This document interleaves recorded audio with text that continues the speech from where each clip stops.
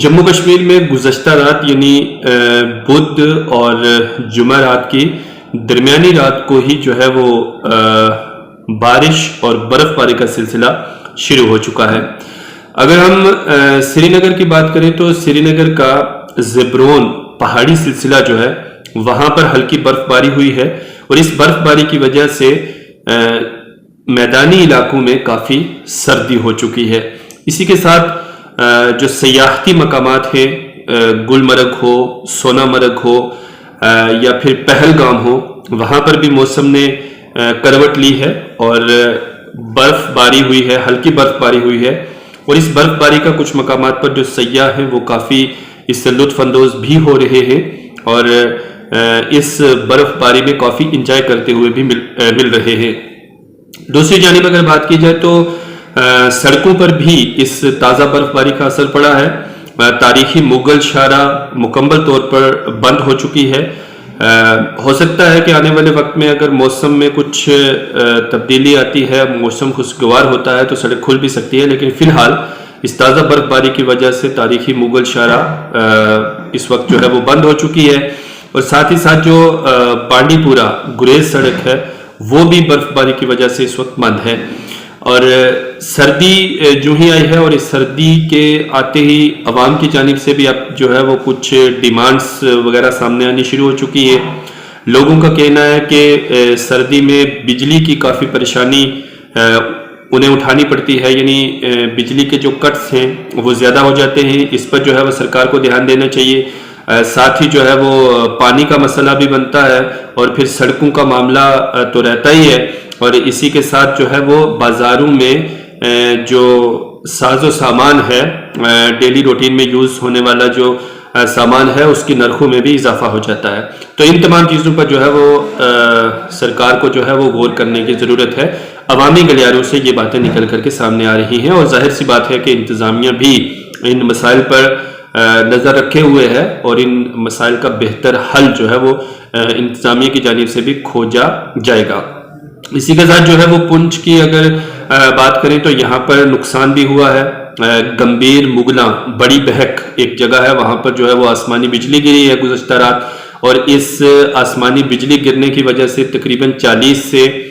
50 بھیڑ بکریاں جو ہے وہ لقمہ اجل ہو چکی ہیں، اور 3 گھوڑے بھی یہاں پر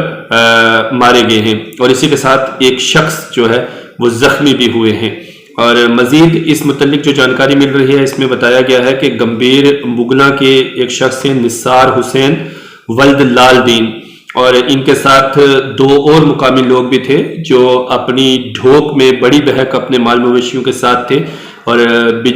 آسمانی بجلی کی وجہ سے ان کے تقریباً 40 سے 50 جو بھیڑ بکریاں ہیں اور 3 گھوڑے ہیں وہ لقمہ اجل بن چکے ہیں۔ اور اسی کے ساتھ ایک اور شخص تھے محمد جنید،